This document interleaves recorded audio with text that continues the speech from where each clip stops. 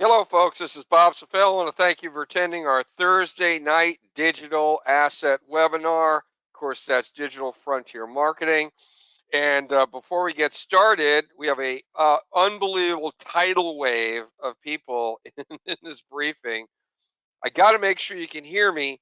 So we have a ton of people here. Some of you know have been here before. If you hear me clearly, just click on your little upper hand in the upper right corner. I'm going to say hi to some people here that I recognize. I can't. I mean, we have so many people here. I want to say hi to Williams Moore, Wayne and Vernon and Tom. Great to see you, Tom. We have Stephen and Richard. We have multiple Richards, excuse me. Hi, Randy. We have Mr. A and a bunch of Michaels. Good to see you, Megan and Mark and Marianne, Lewis, Curtis, Christine, Kim. Good to see you, Kim and Joan and Jim. We got a bunch of Jims. Oh, man. Hi, Jeff and Jamie. Jane, we have a bunch of James and Jimmys and whatever. And hi, Jock and Ivan, Greg. Good to see you, Greg, and Frank, Earl, Donald, David. Good to see you, David and Craig, Chris. Holy crap. Bob, lots of you guys, a lot of Allens. Holy smokes. There's AJ. Good to see AJ. So I'm going to give you a little slight format change for the next few weeks. The first part of Digital Frontier marketing and our webinar is going to be about the subject matter that we're discussing for that night, tonight's NFTs. Then I will let everybody know, okay, we finished our subject matter, and then I will provide specific information to our Digital Frontier marketing partners and investors about the public listing. Everybody here is free to stay, but for those folks who are here just for my digital asset news and information, of course, I cover all sorts of subject matter regarding digital assets, tokens, currencies, and my whole play is really to give you guys information on believe it or not, there's 7-day trends, month trends, and 6-month trends. So without further ado, my subject matter and this headline says it all. Bam. NFTs explode into a $27 billion phenomenon. Now, folks, you all know that I've been on top of the NFT world pretty tight, and you probably remember after the first quarter, just backing up for a second, in 2020, the last quarter, the total NFT sales was probably around 100 to 120 million dollars, which was a lot. But then things started really cooking, and in the first quarter of 2021, NFT sales got close to $1 billion. And then the Beeple event occurred, which we'll talk about in a second. And then by the second quarter, it was rolling past $2 billion. And then after the third quarter, which was originally estimated at $6 billion, I was telling people, I think it's going to hit 15 billion this year. Then another report came out, and I re-engineered my number to 20 billion. And then this, uh, folks, as I said before, this NFT world, non-fungible tokens, and for once again, to give you an idea what fungible means, I'll give you an example of something that is fungible, which is a $20 bill. I can give that to somebody, and that $20 bill can be used for many different things. It can be passed from one person to the next, and used for various functions of buying things, paying for bills, um, and it essentially doesn't change its basic nature. Something that's non-fungible has basically one purpose and that purpose only. A non-fungible token is simply a digital asset that has one function, whether it's collectability, memorabilia, but that's its function, okay? So an NFT is kind of like a digital baseball card or a digital poster that's signed by somebody, a celebrity for that matter. So this NFT world has exploded, and the subject matter of tonight's event was I'm going to be talking about more information about NFTs, and then I'm going to show you two uh, two sites that you can go to purchase NFTs, and then a third. And I will also give you an insight into, well, what NFTs should you seriously look at, okay? So let's go straight into a little history. Now, to understand the explosion of the NFT world, you have to understand the memorabilia world and that industry. And it's a giant, giant industry. I'm just going to give you several facts, one of which was reported by Forbes magazine. And here's the fact: the sports memorabilia industry, is currently part of the collectibles market, which currently has a global value of $370 billion. Okay, so just remember that. That's how big the collectible marketplace is worldwide. Fact number two: there are over 200 million people who are collectors of various types in the world today. About 33% of global collectors have purchased, owned, or previously owned at least one sports memorabilia collectible. Okay? So you have 200 million collectors out there with a marketplace of $370 billion. Now you start to understand what happened with NFTs, because you have a giant marketplace of collectors, 200 million people. And then on the other side, you're probably now approaching over 300 million people who have bought or sold or held cryptocurrencies. And those two groups of people have overlap. You have a large, tens of millions of people who not only collect collectibles, but also buy cryptocurrencies. So here's your next piece of news: memorabilia fraud is gigantic. Now, this is one article about music memorabilia fraud. There's baseball memorabilia fraud, baseball card memorabilia fraud. And frankly, this is what, if you can say a $370 billion market was stunted by something, well, that's a pretty big market. But it could have been maybe $1 trillion if there was no fraud or there was a solution to fraud. And I say that because when you have fraud, it's not only buyers are reluctant to buy, or there's a certain percentage of people reluctant to buy collectibles, but the celebrities themselves are reluctant to sell collectibles or get involved because they don't want to be sucked into some issue regarding fraud. Like um, uh, um, Eli Manning was involved with selling some footballs that he signed, but the company or group that was doing the footballs, they decided, I guess, they were going to make a few more footballs without Eli's signature. And all of them got sued. It was major news. And I can tell you this: the agent for Eli Manning, I bet you he doesn't have a job anymore. Okay, because this is an industry I understand, because as you all probably know, I have a celebrity endorsement company. I work with tons of celebrities. So the problem of memorabilia fraud, huge problem. Guess what? It was solved by NFTs. Okay, so let's go to the next thing. Beeple. This is March 11th.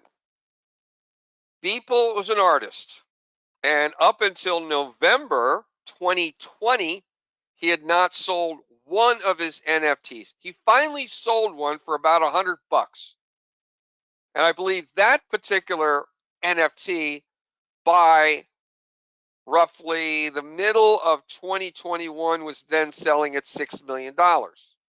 So a $100 original price point went to $6 million. Pretty good, right? Well, people sold another NFT, albeit a large NFT, for $69 million. Folks, and that was done by Christie's auction house. That's when everything shattered. That's when, folks, I can tell you, tens of millions of people at one time went, holy crap, what's this? All right? So go a little further. And as an example, TechCrunch talks about collectibles. The future of collectibles are digital, which of course was all about the fact that digital currencies were out there. And that was in March 2020 that TechCrunch opined that the future of collectibles is digital. And boy, were they right. And then all of a sudden, it was a tidal wave. And notice that celebrities started jumping in. This is Tom Brady. And he started a platform called Autograph. And he ultimately got people involved like Tiger Woods, Derek Jeter, and the great one, Wayne Gretzky. And then it continued to roll. Mark Cuban, who's one of the sharks of the show Shark Tank, jumped in involving NFTs. And it continued to run. You had tremendous momentum happening. And then NFTs surged to 10 billion in sales in just Q3. It was like, bow, boom. So it went from roughly $1 billion in Q1 2021 to $2 billion in quarter number 2 2021, and then 10 billion by Q3. And then the article came out that it's going to be 17.7 billion in 2021 in total, and then it's now been revised up yet again to 27 billion. And hey, we're not even through with December, folks. So you have to understand, if you were to actually do a research project, I think you would find out, and I would put a little money on it, that the growth of NFTs as a percentage of quarter over quarter growth, or even year over year growth, the NFT growth has been the fastest growth of any industry in the history of man. That's what I believe. I could be wrong, but I'm trying to find something else that was close to, the type. You're talking about 2,700% growth. And it may be even higher. It's even higher. It's the growth is just ridiculous in 2021, and it's not going to slow down. So, first of all, what type of NFTs would I suggest you take a look at purchasing? Well, number one, it should be an NFT that has some association to the ability to sell the NFT. Now, Tom Brady has very large Instagram profiles and Facebook profiles. And so if he was to sell his NFTs, he has a ready-made fan base of, millions upon millions, maybe even tens of millions of people. Same goes with if you're talking about Mark Cuban. He has, once again, a giant social base. If you look at DraftKings, they've got a giant subscriber base of millions upon millions of people who bet. So DraftKings, which does NFTs, they're a betting outlet. You really have to have. You can't just put an NFT somewhere and hope that everybody's going to find and buy it. You have to have a method to either promote it to a subscriber base you own, or that if somebody's promoting an NFT, you got to do your research and find out if whoever's selling it has access to their own social media profiles with hundreds of thousands of people or more. Do they have, maybe they have a way that they can promote it on television or radio, or maybe they have a way to promote it to a subscriber base or an email list. Or the bottom line is, it's not like you make the NFT and they'll come. No, no, no, no, no. You have to make the NFT, which is either a digital image or it can be a audio image or audio file, or even a video file. Those are all NFTs. You get a picture, video file, audio file. It's not that you can just stick it somewhere and all of it automatically it's going to go crazy. Whoever sticks it somewhere has to have a database or some way to promote it. Does that make sense, everybody? So if you're going to look at, hey, I think I want to buy XYZ NFT, we'll find out how it's being promoted, who's promoting it, and how tens of thousands or thousands or hundreds of thousands of people are becoming aware of it.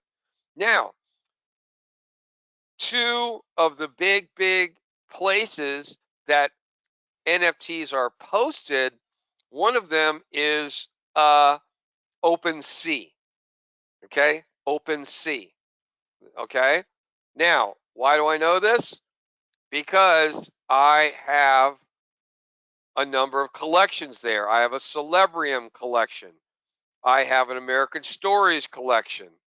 Okay, and this is where I post NFTs. Now I tested it with that image you see right there of that celebrity in Surviving Man. That's a image that was used for the logo of Surviving Man. I put 5 of these up and priced it at about $700. The value of that NFT, we sold them right away. Boom. So I made putting up 5 of these images roughly up front, I'm going to say $3,500. And we sold them for Ethereum. The Ethereum that I collected from the sale of those 5 images now worth over $10,000. 5 images, $3,500 price, now worth over $10,000. And here's what's significant about OpenSea. This is if you're going to go ahead and get involved with NFTs yourself in terms of creating them. When I put that image up there, I was able to put a what's called a commission in there, or a fee. And I said, oh, I'll put 5%. I didn't really understand what I was doing when I put 5%. I kind of thought, well, maybe that means if somebody buys it, I get a commission. I have no idea. All I know is about 30 days later, all of a sudden I started getting notices about money I was making. And then I found out what the 5% meant. The people who bought the NFT were selling it. And every time they sold it, I made 5% of whatever the price was. That means you could put up an NFT, make money on the front, and then every time it's bought and sold on OpenSea, I make 5% right off the top forever, or as long as at least OpenSea is around and the internet is around. Okay, so whoa, I was like, holy crap, that's unbelievable. So that's one place you can go to look for collectibles, digital collectibles, NFTs. Another place is DraftKings. This is what's called a marketplace. OpenSea is a marketplace. All right. And DraftKings is a marketplace. You are looking at some NFTs right there. So I'm going to show you some more NFTs. I'm going to show you the Tom Brady collection here. All right. So when he first started, he put up some NFTs for $90, $500, and some other amount, and they're now going for $4,800, $22,000, $3,500. And believe me, these are getting bought and sold, bought and sold, bought and sold. It is my prediction that Tom Brady will make more money from his NFT business, Autograph. It will dwarf what he made in his entire career as an NFL player. That's my prediction. I've been pretty good so far. Okay. So those are the two places you can go to identify NFTs. Once again, the research you should do is how do they promote the NFTs? Does the promoter, like a Tom Brady, have access to social media? Yes, he does. He's got huge Instagram following, Facebook following, probably YouTube following, right? So if and maybe there's a star of a TV show. Maybe the TV show is doing NFTs and they make 5 or 6 NFTs for their cast members, like we're doing with American Stories. Well, if American Stories shows are shown all over, all over the place on Roku, on Amazon, on Apple, there's going to be tons of people that watch the show, and then we'll have commercials in the show talking about the NFTs people can buy. Well, that's a way to promote it, you see? So you have to take a look at how people are promoting the NFTs. Does that make sense, everybody? Okay. Now, at this point, I'm now going to start talking to the investors and partners of Digital Frontier Marketing. Everybody can stay because you probably want to, because remember, at the end of this webinar, I do a drawing for 500 cloud coins. So you may want to stay, and that will be in about roughly 10 minutes. So let me give some updates to our friends who are involved with Digital Frontier Marketing. And just to remind everybody, Digital Frontier Marketing, its core business is the NFT platform known as Celebrium, okay, which is a platform where we will be putting and already have started putting celebrities on it. And if you recall, there are some of them already, the NFTs.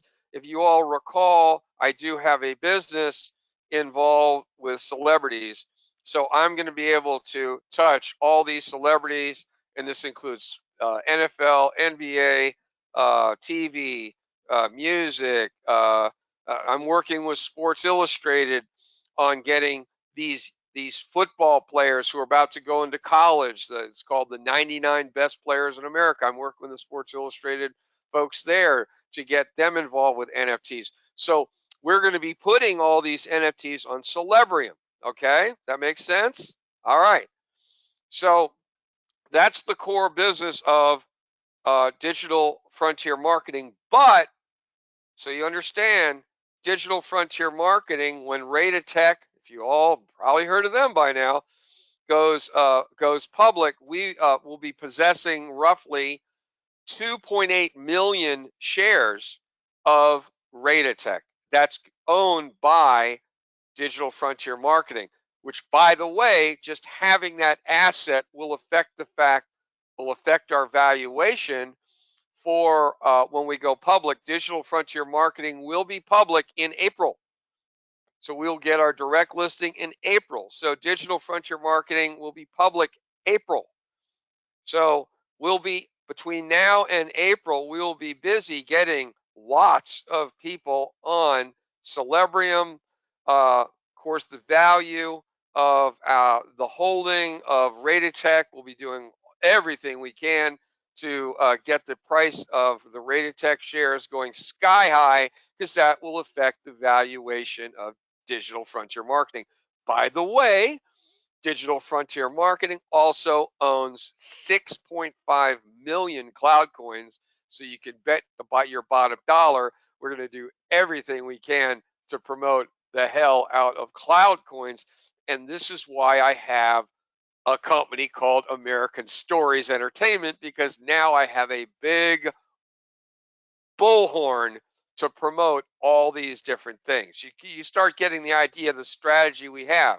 American Stories, part of this, the play with American Stories is we'll have already done and produced and distributed over 50 episodes of a half dozen shows already in our first 8 months. That's going to be double the size in the next 6 months.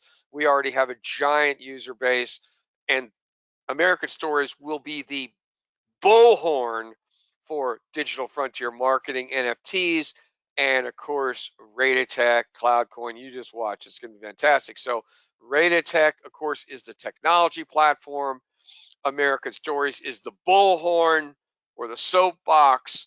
And of course, Digital Frontier Marketing is the NFT factory, focusing primarily on celebrity NFTs. Now, we will also be doing co-promotion of our celebrity NFTs on Radatech's Tiny NFT, which is the platform for Radatech NFTs.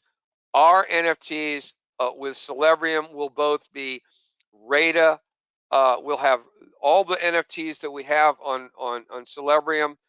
You can either buy them protected by Radatech or protected by blockchain, either or. We will have of course, our NFTs on OpenSea, which you've already seen, and we're also going to have our NFTs on Tiny NFT protected by Radatech. So we're basically covering both bases.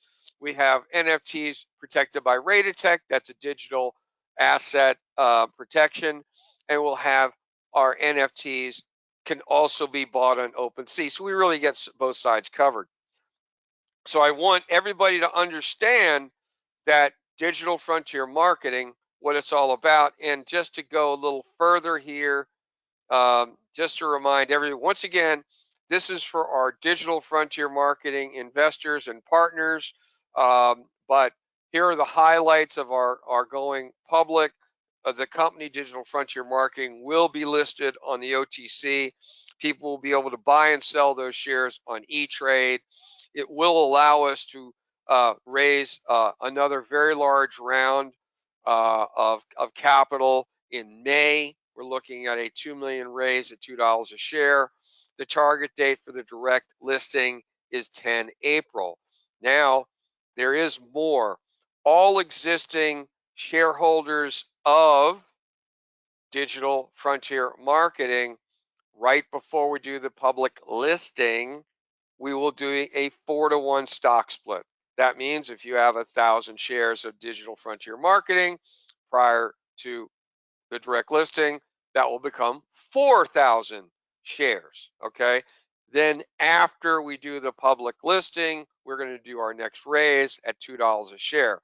So you can see the effective value of your asset is going to be going up, up, up. Go a little further before we wrap things up. So the Digital Frontier Marketing steps are as follows. We have ended the crowdfunding related to DFM. That actually ended sometime before. We are, since I knew we had no crowdfunding on, we ended the crowdfunding. I knew a lot of our existing owners of DFM would want to. They're already telling me, hey, how can I get more shares? We are going to do and are doing a convertible note, and it converts at 50 cents a share. Okay, so we are doing a convertible note, which means you put money in, and then prior to the stock split of 4-to-1, we convert your note into ultimately shares. Then we do a 4-to-1 stock split, and then we go public. So bing, bam, boom, the offering, we're going to be offering the ability to get involved with the convertible notes, okay, at 50-cent conversion. We will convert them at 50 cents a share. So if you do $2,000, which is the minimum, we're only doing the minimum convertible note is $2,000. People can do more. So if you do $2,000 convertible note, when we convert, you will have 4,000 shares. Then we do the 4-to-1 stock split. So your 4,000 shares becomes 16,000 shares. Then we do the public listing. Okay, does that make sense? So a couple of other points to understand. We are only going to do $200,000 in the convertible notes. That's it. All right. So there's a limit. We only could take 35 unaccredited investors. We announced this last Thursday. We've already gone through, I believe, half of that already. So I think we only have about 16 or 17 spots left for unaccredited investors. What's an unaccredited investor? Well, let's tell you what an accredited investor is, and then you'll understand what an unaccredited investor is. Accredited investor is an individual who has made $200,000 or more 3 years in a row, or a couple that have made 300,000 the last 3 years, or either one, whether it's an individual or a couple, have $1 million of assets, not counting their primary residence. That's what an accredited investor is. Only about 2% of America is an accredited investor. Okay, there's just not that many accredited investors. So with our raise, we can only take 35 unaccredited investors. And I have a lot of people who are unaccredited investors that listen to me all the time. We started this last week. I think we're half done already. So we have, I think, 16 slots left, 17 maybe. The minimum note size is $2,000. Once again, conversions at 50 cents prior to the 4-to-1 stock split, 50 cents. So once again, to give you the math, $2,000 converts into 4,000 shares. Then we do the 4-to-1 stock split that turns that 4,000 shares into 16,000, and then we go public. Does that make sense? Okay. Now, if you're interested, we're almost about to do our drawing. If you're interested in participating in the note, by the way, if you're already an owner of Digital Frontier Marketing, you don't have to do this. You're fine. You just stay where you're at. That's totally okay. This is only for people who want to get extra shares, or any new people that maybe weren't able to get involved with Digital Frontier Marketing when we did the crowdfunding, which has been ended for some time. So I may have new subscribers, new listeners who go, "Why? I didn't know about DFM." Well, if you want to get involved, you can email me at bob@cshoptv.net. That's CSHOPTV.net. bob@cshoptv.net, and put the subject line, "Send me the note." And then I will send you the instructions and the note. Does that make sense? Okay, now over the next few weeks, the first part of my webinar will be about news. I will then tell everybody who's there that we are now switching to updates for my DFM owners. Anybody who's in the first part of the webinar, if you want to leave at that point, no problem. Totally understand. You can stay if you like. And we then do the random, we do our drawing after I do my quick briefing for my DFM owners. Does that make sense? So I'm going to give updates every Thursday night for my owners of DFM at the second half of the webinar. Now, you may say, "Well, I'm attending the first part of the webinar for news. Um, you know, can I wait to the random.org thing, the drawing?" Sure, you can. You can go off and, get a snack or watch some TV, and then if you keep your little computer screen on, you're going to see me do this, boom, and you'll know it's time for the drawing. Does that make sense, everybody? Okay, once again, to remind I already have people texting me.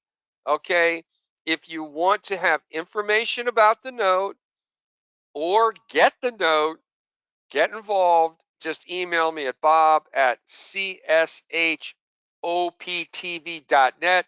You have to have the subject line, "Send me the note." This is first come, first serve, particularly with the non-accredited investors. I only could do 35.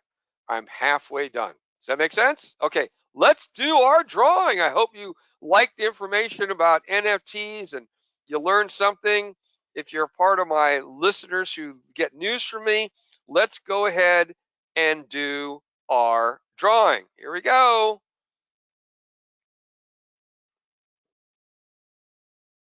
Yep. Here, I think I messed up. I got to do this. 1 second, guys. Okay. All right, here we go. The first winner is number 47. We have 5 winners. The second winner is number 42, attendee 42. Our next winner is attendee 43. Unbelievable. Come on, let's get some 60s or 1 or 2 or 10 or 15. By the way, I will be sending this recording out in approximately 60 minutes, and it does go out to my databases of thousands and thousands. Okay? We have a lot of listeners for our Thursday night webinar. Okay, here we go. Our next winner is attendee number 2. Whoever got there real early. Our next winner is attendee 46. Hey, it isn't fixed. I'm using the site random.org. Okay. I want to thank everybody for attending our webinar.